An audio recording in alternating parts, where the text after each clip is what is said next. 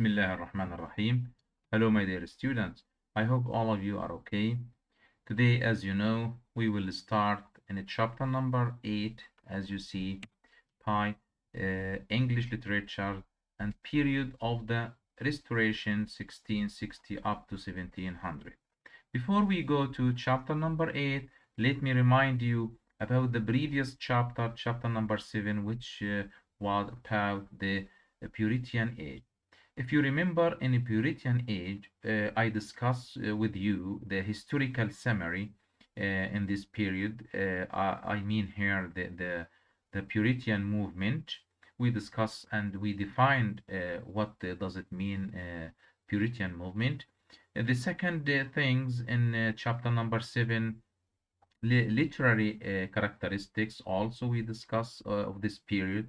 Then third, I remember about the literatures of the Puritan period, and also I gave you some or masterpieces of John Donne poetry and John Donne's life. Also John Milton's, if you remember, we talk about the Milton's later poetry. I told you about Paradise Lost by John Milton's and on his blindness. Also, finally, at the end of the chapter number 7, we summarize the summary, I mean here, of the Puritan period in general. So it was chapter number 7, and today I'll discuss the chapter number 8, as you see here, period of restorations. What we mean by restorations here.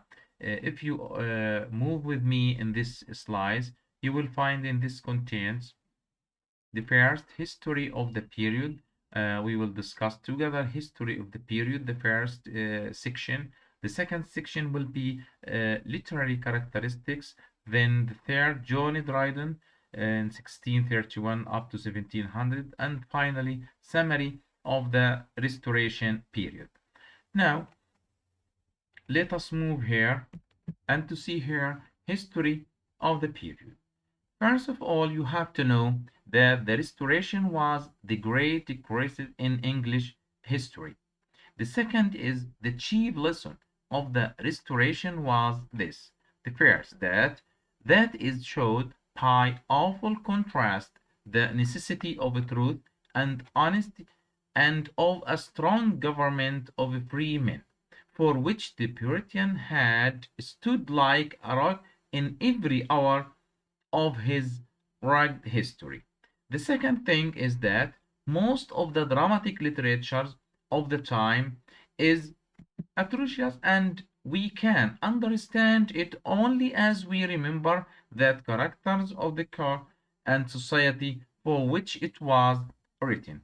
So before we go before we go move to the next slide, let me tell you what we mean here by restorations, or we have to discuss these things. The first of all, you have to know that the period of restorations started from 1660 up to 1700, and named as the Restoration period. In 1660, King Charles II, you have to keep in mind, King Charles II was proud to the throne. So the people at that time of England were suffering from tension due to the strict rule of Cromwell, the king. So thus, the nation welcomed the restorations of Charles II. This restoration brought about a revolutionary change in social life and literature. So the aim of these restorations, you have to keep also in mind, it brought about a revolutionary change in social life and literature. So I can add also or added that restoration literature is the English literature which written during the historical period. You know that. So in historical period commonly referred to as the English restorations, and which corresponds to the last years of Star reign in England, Scotland, and also Ireland. In general, here the term is used to denote Raleigh let me say, the styles of literature that center on a celebrations of or reactions to the restored court of Charles II. So these things you have to know at least in this period that it started in 1660 and ended in 1700 is named as a restoration period. And in restoration period you have to know that the King Charles II was brought to the throne and become the king here, and the people at that time of England at that time were suffering from tensions, so therefore the nations here will come to restorations. Why they will come to restoration? Because they brought about the revolutionary change in social life and literatures.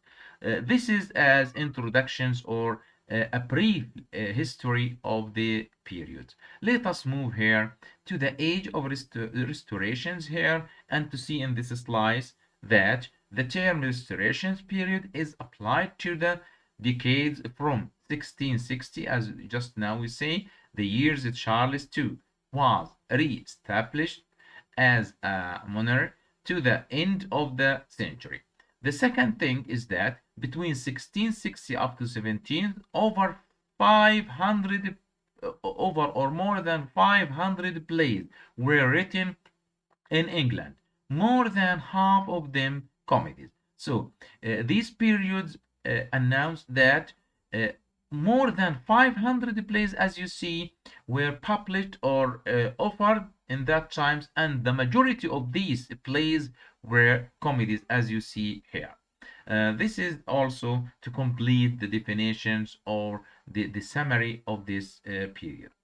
Now, there are characteristics, and the main characteristics of restoration's age, as you know, always the characteristics of in literature is very important to keep in mind that in this characteristics, the first one is a triumph, as you see here. A triumph means a victory, victory or a triumph of reasons and tolerance over religious and political passions. This is the first. The first characteristics, as you see here, a triumph or victor of reason and a tolerance over religious and political passions. The second thing is known for its use of philosophy, reason, wit, skepticism, and also refinement. The third is more emphasis on science and natural facts.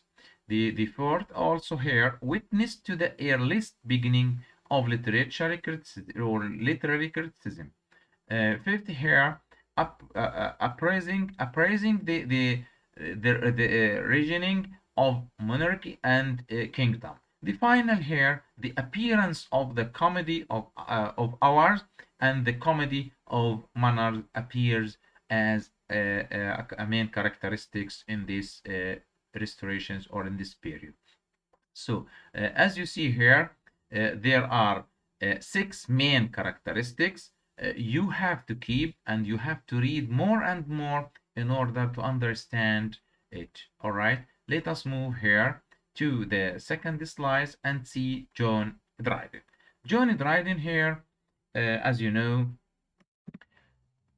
is a poet here, a famous poet, John Dryden, in 19 August 1631 up to 12 May 1700, was an influential English poet, literary critic, translator, and playwright who dominated the literary life of Restoration's England to such a point that the period came to be known in literary circles as the age of Dryden. We circle or we can define the restoration period by the age of Dryden.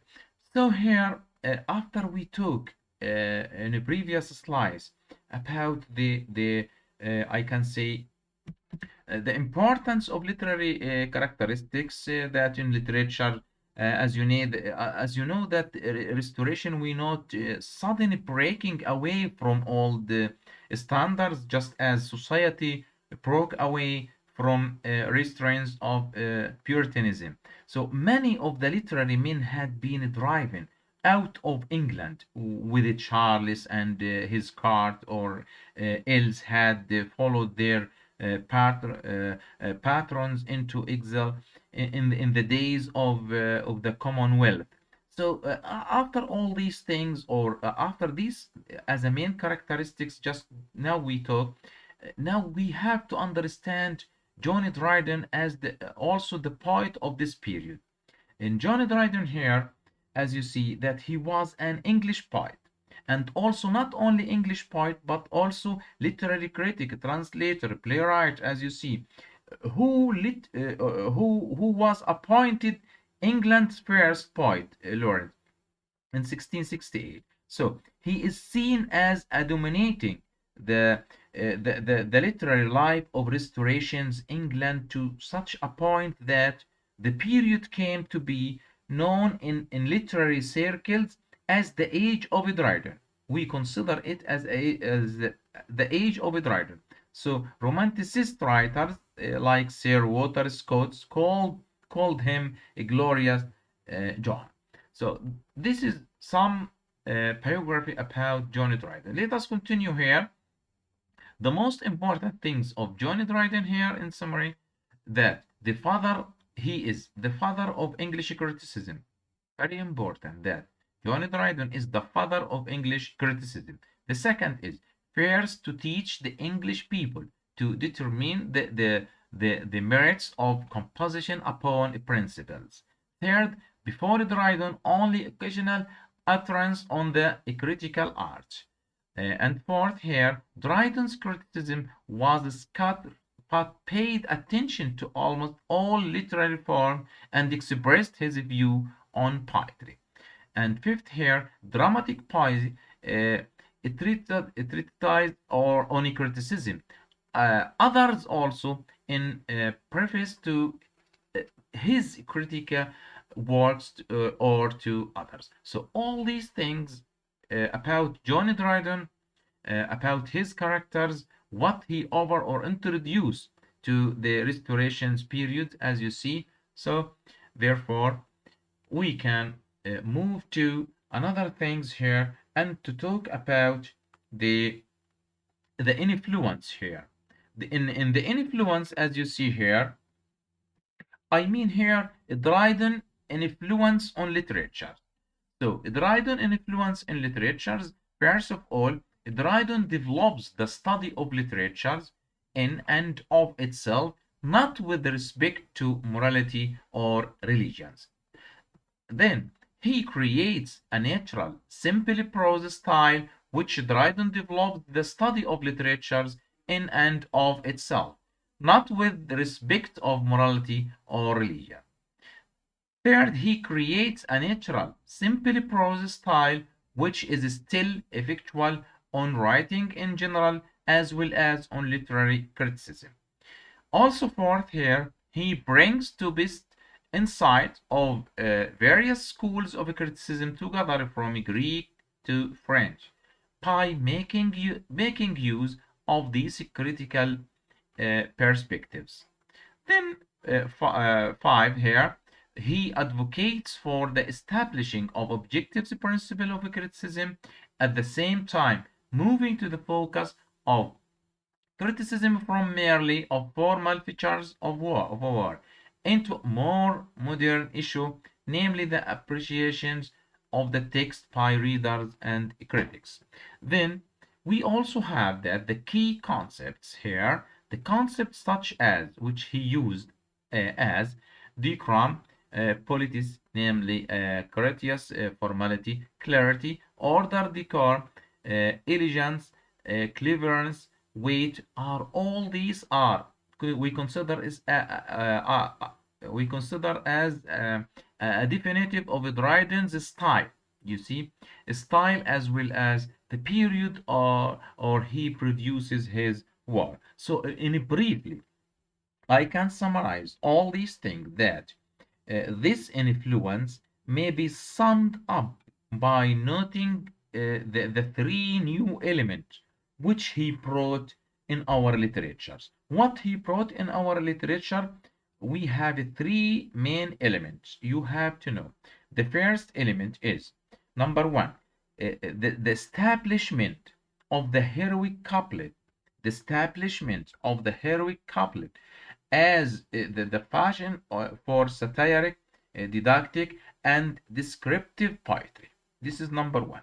Number two, his development of direct, serviceable prose style, such as we still cultivate, and the third, his development of the art of literary criticism in his essays and in the numerous prefaces to his poems. So these three things you have to know, and I repeat it again. The first one is the establishment of the heroic couplet.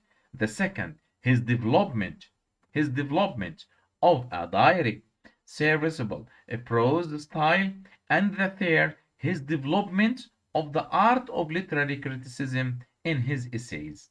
All right, these three main elements, we can conclude that Dryden's influence, or which Dryden influence on literature.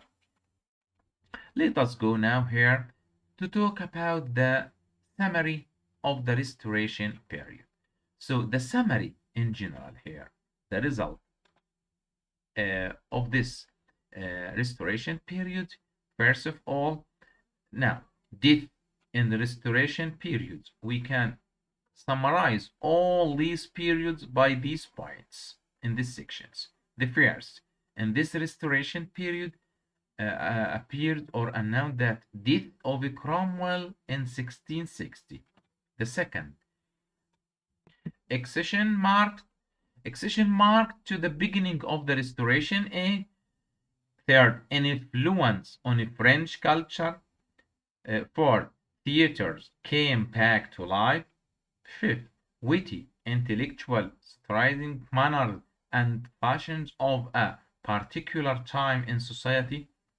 This is very, very important that we can summarize all Restoration period by it.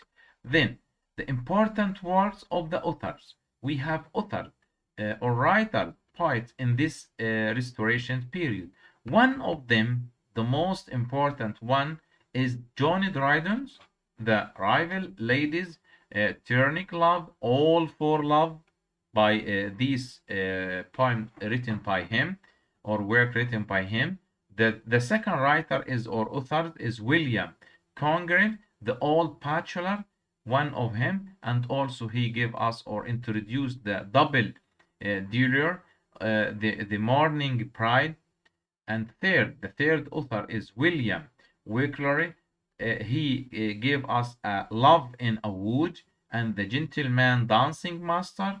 The final author of this period is George Etheridge, The Comical Raven. She would, if she could. So this is the most important authors and their works which they introduced to this period. And now, as you know, we are going to finish this lecture. And before we leave and finish this lecture, you have to know that it is very important to keep these slices in your mind and to read it more and more, and to remember that we discussed the Restoration period, the literary characteristics of this period, John Dryden as one of the important author of this period, and also how he influenced on literatures. You have to go back here with me to these contents, the history of the period, the literary characteristic, John Dryden's, and the summary of restorations. Also, we discuss these slices one by one. The main characteristic of restorations, very important as a questions in exam, and also the CV or autobiography of John Dryden. Here you have to read and knowing the date of his born and death, also what he influenced in. Also here the summary of restoration period here. And generally, this is everything about this lecture. So we come to finish. And before we leave, let me say goodbye and see you.